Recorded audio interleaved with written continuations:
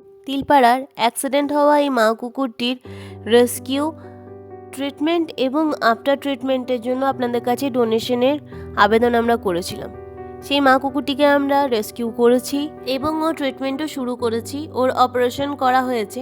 সামনে যে পাটি একদম থ্যাতালে গুঁড়ো হয়ে গিয়েছিল, পায়ের জয়েন্টের যে অংশ সেটাও টুকরো টুকরো হয়ে গিয়েছিল, সেই পাটিকে আমরা কেটে বাদ দিইনি। পাটিকে আমরা বোন পেনিং অপারেশনের মাধ্যমে রাখার চেষ্টা করেছি।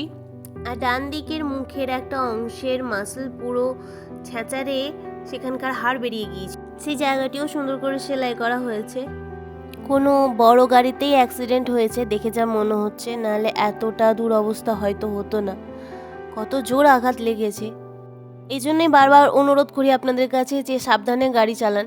শুধু আপনাদের জীবনের মূল্য নেই, এদেরও জীবনের মূল্য আছে। কষ্ট তো সবারই হয়, যারই অ্যাক্সিডেন্ট হবে তারই কষ্ট হবে।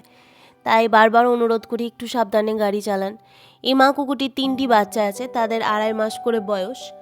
অপারেশনের পর মা কুকুরটির জ্ঞান ফিরেছে, কিন্তু ওর ইউরিনে ব্লাড আসছে, হয়তো ইন্টারনাল কিছু হয়ে রয়েছে, এখনও লাইফ রিস্ক আছে। আমরা আপ্রাণ চেষ্টা করে চলেছি তাকে সুস্থ স্বাভাবিক জীবনে ফিরিয়ে আনার। প্রার্থনা করবেন আমাদের ভালোবাসা আর আমাদের চেষ্টা যেন সফল হয়। বর্তমানে ওকে আমি আমার ঘরেই রেখেছি। ওর ট্রিটমেন্টের আপডেট, ওর রিকভারি আপডেট অবশ্যই আমরা দিতে থাকবো আপনাদের। ধন্যবাদ আপনাদের সকলকে যারা ওর জন্য ডোনেট করেছেন এবং প্রার্থনা করছেন।